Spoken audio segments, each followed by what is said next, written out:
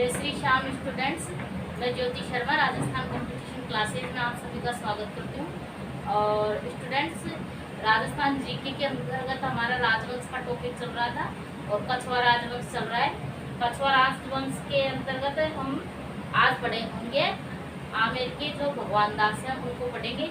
और स्टूडेंट्स जो भी नए जुड़ रहे हैं वो पिछली क्लासों को जरूर देखिए सर्च करके, और चाहे तो आप हमारे टेलीग्राम पे भी देख सकते हो और टेलीग्राम का लिंक आपको डिस्क्रिप्शन में मिल जाएगा। आप इन क्लासों को सारी सीक्वेंस से जरूर देखें जिससे आपको 100% आने वाली एग्जामों में फायदा होगा। तो चलो स्टार्ट करते हैं। आमेर का कछवा वंश। भगवान दास 1573 से 1589 ईस्वी तक इसका क्या था, शासनकाल था। भगवान दास 1567 से 1567 में जो अकबर का चित्तौड़ अभियान हुआ था उसमें क्या किया था, अकबर का सहयोग किया था इसने, भगवान दास ने। देखो भाग्य की विडंबना कि इसी वंश के पृथ्वीराज कछवा ने तो सहयोग किया था और वो लड़ते हुए वीर गति को भी प्राप्त हुए थे। राणा सांगा का सहयोग करते हुए और राणा सांगा की तरफ से लड़ते हुए वो वीर गति को प्राप्त हुए थे। और इसी वंश के भारमल के बाद से जो भी शासक हुए उन्होंने ज्यादातर मुगलों की अधीनता स्वीकार करके मुगलों की ही सेवा करते रहे। और पृथ्वीराज कछवा भी इसी वंश का था जो युद्ध लड़ते हुए वीर गति को प्राप्त हुआ था। भगवान दास ने 1567-68 के चित्तौड़ अभियान में अकबर का सहयोग किया और 1569 के रणथंबोर अभियान में फिर अकबर का सहयोग किया। जब अकबर ने रणथंबोर पर अभियान चालू किया था, रणथंबोर विजय का, जब भी भगवान दास ने किसका सहयोग किया, अकबर का सहयोग किया। और जो रणथंबोर का शासक था सुरजनहाड़ा, उसको समझाया अकबर की अधीनता मानने के लिए, क्योंकि भगवान दास भी राजपूत था और सुरजनहाड़ा भी राजपूत था। तो अकबर ने उसको समझाने के लिए भेजा। अकबर की नीति थी कि जो राजा अधीनता मान लेता था, जो राजपूत राजा अधीनता मान लेता था, उसको उसका राज्य सौंपकर उसको मतलब मुगल सेवा में ले लिया जाता था। तो मान सिंह को वो भगवान दास को उनको समझाने के लिए भेजा और भगवान दास के समझाने से सुरजनहाड़ा ने क्या है, अकबर की अधीनता स्वीकार कर ली। भगवान दास 1573 ईस्वी में आमेर की गद्दी पर बैठा। कब बैठा? भगवान दास 1573 ईस्वी में आमेर की गद्दी पर बैठा और इसने सरनल के युद्ध में अपनी वीरता का परिचय दिया। कौन से युद्ध में परिचय दिया भगवान दास ने अपनी वीरता का? सरनल के युद्ध में अपनी वीरता का परिचय दिया। भगवान दास को अकबर ने 7 वर्षों तक पंजाब का सूबेदार बनाया था। 7 वर्षों तक पंजाब का सूबेदार रहा कौन? भगवान दास। भारमल के पश्चात भगवान दास को अकबर ने अमीर उल उमरा की उपाधि प्रदान की। मतलब जो उपाधि भारमल को दे रखी थी ना अकबर ने, अमीर उल उमरा की, वो भारमल की मृत्यु के बाद फिर किसको दी? भगवान दास को। भगवान दास भारमल का पुत्र था, उसको फिर ये उपाधि दी गई। भगवान दास ने अपनी पुत्री मानबाई का विवाह जहांगीर के साथ 1585 ईस्वी में किया था। जहांगीर, सलीम कह दो चाहे जहांगीर कह दो, पहले तो शाहजादा सलीम के साथ किया और उनको क्या, वो जहांगीर के नाम से क्या है, गद्दी पर बैठे थे। तो उनके साथ देखो संबंध, मुगलों से संबंध तय होते ही रिश्ते भी ऐसे परिवर्तित हो जाते हैं, क्योंकि जहांगीर किसका पुत्र था? अकबर और जोधाबाई। अकबर और उसका पुत्र था जोधाबाई का। जगत गुसाई भी बोलते थे उसको, जोधाबाई भी बोलते थे। हालांकि जोधाबाई पे वो किया गया था, ऑब्जेक्शन भी उठाया था, तो उस पे उनका पुत्र था और जिससे किसका विवाह कर दिया? भगवान दास के पुत्री का। भगवान दास उसका भाई था जोधाबाई का, और उसके साथ फिर विवाह कर दिया, उसके पुत्र के साथ विवाह कर दिया। तो ये एक तरीके से रिश्ता बैठ नहीं रहा, क्योंकि बुआ के बेटे के साथ हिंदू धर्म में ऐसा नहीं होता। लेकिन उन्होंने रिश्ता मुस्लिमों के साथ किया, तो फिर उन्होंने दोबारा भी अपनी पुत्री का मतलब भगवान दास ने अपनी पुत्री का विवाह अपनी ही बहन के बेटे के साथ कर दिया। इसे राजनीति भी बोल सकते हैं। राजनीति गंदी होती है, इसमें देखा नहीं जाता कि कौन क्या है, सिर्फ इसमें समकक्ष या अपने से ऊंची प्रतिष्ठा वालों को देख लिया जाता है। भगवान दास ने अपनी पुत्री मानबाई का विवाह जहांगीर सलीम के साथ किया था 1585 ईस्वी में। कब किया था? 1585 ईस्वी में। खुसरो मानबाई व जहांगीर का पुत्र था। किसका पुत्र था? मानबाई व जहांगीर का पुत्र था। मानबाई ने जहांगीर के नशे की आदत से परेशान होकर आत्महत्या कर ली थी। बाद में मानबाई ने क्या कर ली थी? आत्महत्या कर ली थी। मानबाई को शाही बेगम की उपाधि प्राप्त थी। कौन सी उपाधि प्राप्त थी मानबाई को? शाही बेगम की। 1589 ईस्वी में लाहौर में भगवान दास की क्या हो गई? मृत्यु हो गई। कब हुई? 1589 ईस्वी में लाहौर में इसकी मृत्यु हो गई। 1573 ईस्वी में अकबर ने भगवान दास को तीसरे प्रस्तावक के रूप में महाराणा प्रताप के पास भेजा था। भाई महाराणा प्रताप अकबर की दीनता स्वीकार करना नहीं चाह रहे थे और की भी नहीं लास्ट तक। तो क्या है, जो ये भगवान दास है, इनको तीसरे प्रस्तावक के रूप में भेजा। पहले तो गए थे जलाल खां कोरची, फिर मान सिंह, फिर ये भगवान दास और लास्ट में गए थे टोडरमल। इन्होंने महाराणा प्रताप को समझाया, लेकिन महाराणा प्रताप ने साफ साफ मना कर दिया कि मैं मुगलों से कोई संबंध स्थापित नहीं करूंगा। मैं चाहे कैसे ही कठिन परिस्थितियों में रह लूं, कैसा ही जीवन व्यतीत करूं। इन्होंने खूब समझाया कि आपके बेटी और रानियां सब दुख झेल रहे हैं और इन कष्टों से निजात मिल जाएगी। लेकिन उन्होंने अपनी आन बान को ध्यान में रखते हुए ये समझौता स्वीकार नहीं किया। फिर उसके बाद नेक्स्ट शासक बनते हैं मान सिंह। तो मान सिंह का शासनकाल 1589 से 1614 ईस्वी तक रहा। मान सिंह का जन्म 1550 ईस्वी में मौजमाबाद आमेर में हुआ, क्योंकि आमेर का नाम बदलकर मौजमाबाद कर दिया था ना अकबर ने। तो इसका जन्म आमेर में मौजमाबाद में हुआ। मुगल सेवा में यह केवल 12 वर्ष की आयु में चला गया था। कितने वर्ष की आयु में चला गया था? यह मुगल सेवा में 12 वर्ष की आयु में ही चला गया था, क्योंकि इसे अपनी बुआ के साथ दहेज में ही दे दिया गया था। मान सिंह चला गया था जब भी बुआ के विवाह में। इसने अकबर व जहांगीर दो मुगल सम्राटों की सेवा की थी। किस किस की सेवा की थी? अकबर और जहांगीर, दो मुगल सम्राटों की सेवा की थी।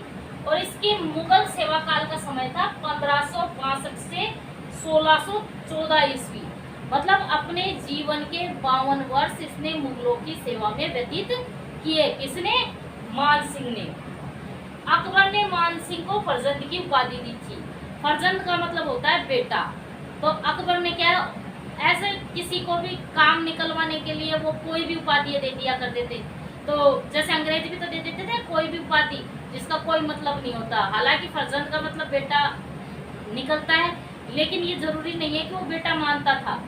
तो फर्जंद की उपाधि किसको दे रखी थी? मान सिंह को दे रखी थी। अकबर के रणथंभौर अभियान में सुरजनहाड़ा को मुगल अधीनता स्वीकार करने में मान सिंह ने महत्वपूर्ण भूमिका निभाई। जो अकबर ने रणथंभौर अभियान किया 1569 ईस्वी में, तो सुरजनहाड़ा को मुगल अधीनता स्वीकार कराने में मान सिंह ने भी महत्वपूर्ण भूमिका निभाई थी।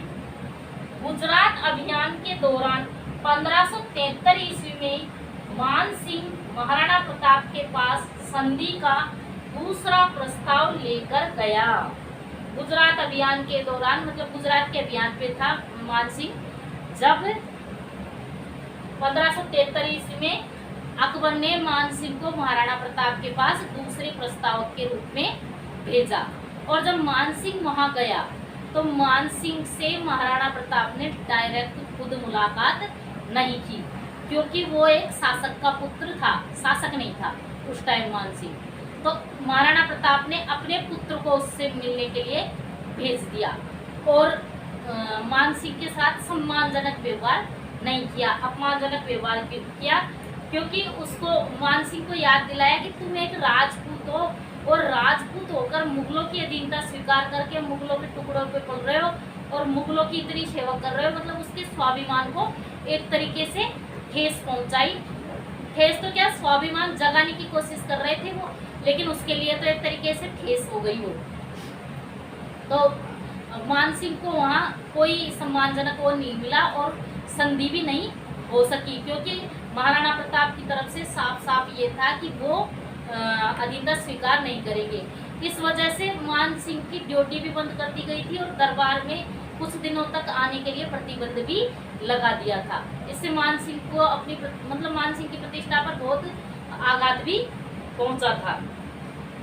और उसके बाद जब चारों प्रस्ताव लेकर जा चुके मान और महाराणा प्रताप को खूब समझाया गया, लेकिन वो नहीं माना तो अंत में युद्ध तो तय था।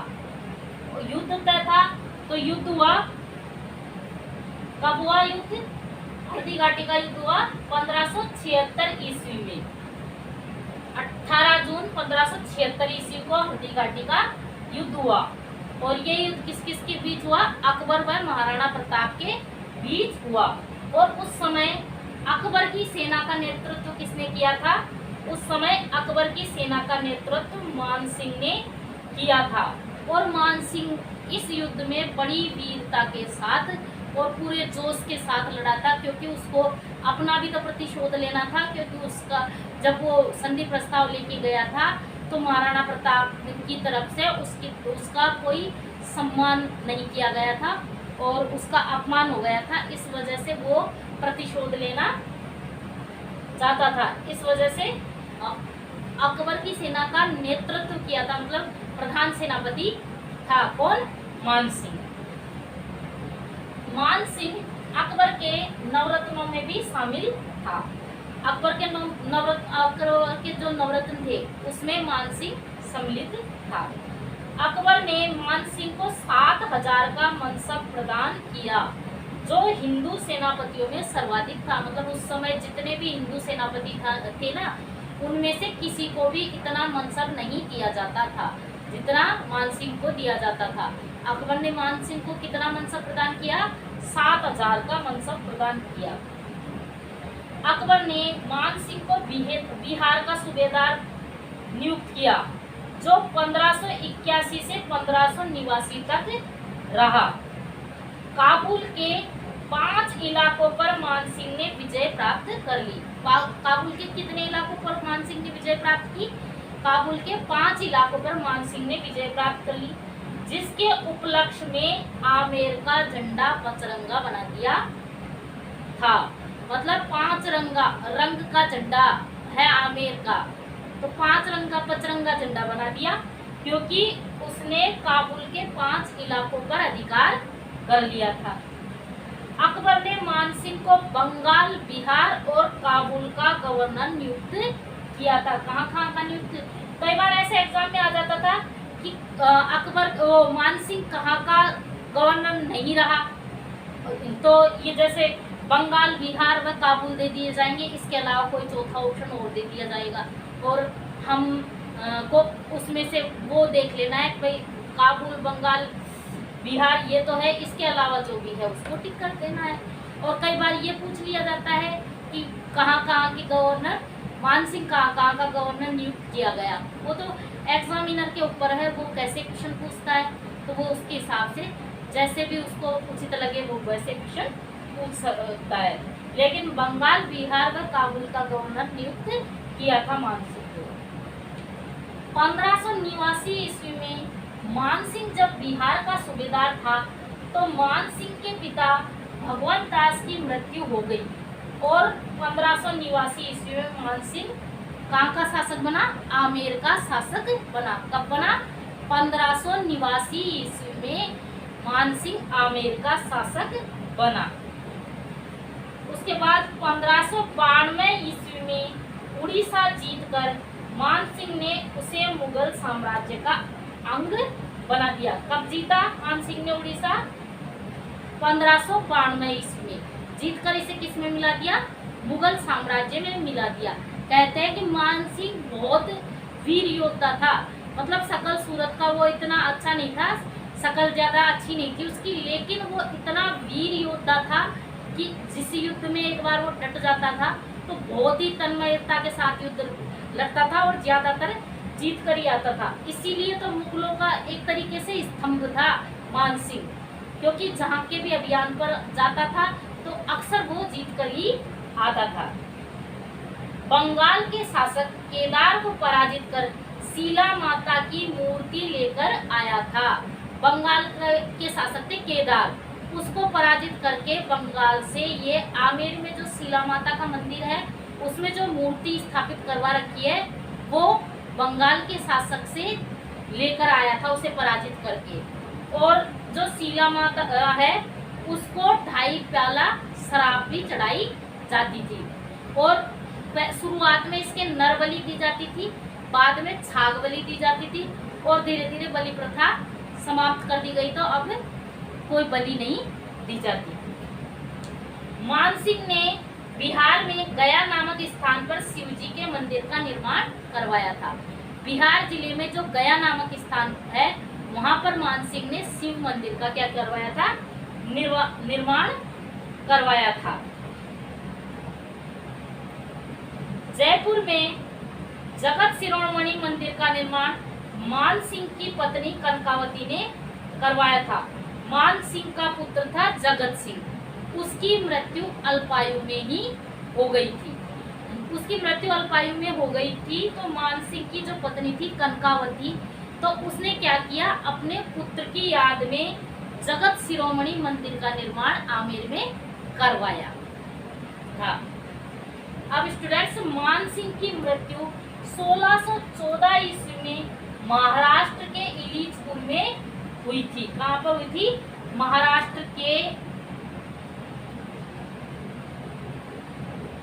इलीचपुर नामक स्थान पर मान सिंह की क्या हो गई? मृत्यु हो गई थी। स्टूडेंट्स, मान सिंह विद्वानों का आश्रयदाता था। मान सिंह विद्वानों का क्या था? आश्रयदाता था। इसके समय मानचरित्र महाराज कोश नामक ग्रंथ भी रचे गए थे। मानचरित्र और महाराज कोश नामक ग्रंथ किसके समय रचे गए थे? मान सिंह के समय रचे गए। मान सिंह के समय में ही मुरारीदान ने मान प्रकाश व जगन्नाथ ने मान सिंह कीर्ति मुक्तावली नामक ग्रंथ की रचना की थी। इनके समय में जगन्नाथ ने मान प्रकाश नामक ग्रंथ लिखा। मान प्रकाश नामक ग्रंथ किसने लिखा? जगन्नाथ ने। और किसके समय लिखा गया? मान सिंह के समय। स्टूडेंट्स, ये पुस्तकें भी बहुत इंपॉर्टेंट है, आप साथ के साथ इनको नोटबुक में लिखते चलो। अगर मेरे साथ नहीं लिख सकते हो तो स्टूडेंट्स पॉज करके भी आप इन बुकों को लिख सकते हो, क्योंकि ये एग्जाम की दृष्टि से बहुत महत्वपूर्ण है। क्योंकि आपने देखा होगा साहित्य का कोई न कोई क्वेश्चन आता ही है। दलपत मिश्र ने पवन पश्चिम व पत्र प्रशस्ति नामक ग्रंथ लिखा। कौन से ग्रंथ लिखे दलपत मिश्र ने? पवन पश्चिम व पत्र प्रशस्ति नामक ग्रंथ लिखा। पुंडरीक विट्ठल के ग्रंथ है नर्तन निर्णय, धुनी प्रकाश, राग मंजरी, राग चंद्रोदय। ये किसके ग्रंथ है? पुंडरीक विट्ठल के ग्रंथ है। इसी के साथ ये आज की क्लास पूरी हुई। अब नेक्स्ट क्लास में इससे आगे वाले जो राजा हैं उनको लेकर आऊंगी। और जो भी स्टूडेंट्स नए जुड़ रहे हैं वो पिछली क्लासों को जरूर देखें, जिससे स्टूडेंट्स आपको पूरा का पूरा राजवंश एक तरीके से समझ में आएगा। और इसी के साथ हमारे चैनल पे NCERT क्लास 6 की भूगोल चल रही है, तो जो भी बच्चे नए जुड़ रहे हैं वो NCERT की भूगोल भी वहाँ से पढ़े, जिससे कि तैयारी और भी बेहतर हो सके, क्योंकि ज़्यादातर जो क्वेश्चन आते हैं वो NCERT बेस्ड ही होते हैं। इसी के साथ आज की क्लास पूरी हुई। धन्यवाद।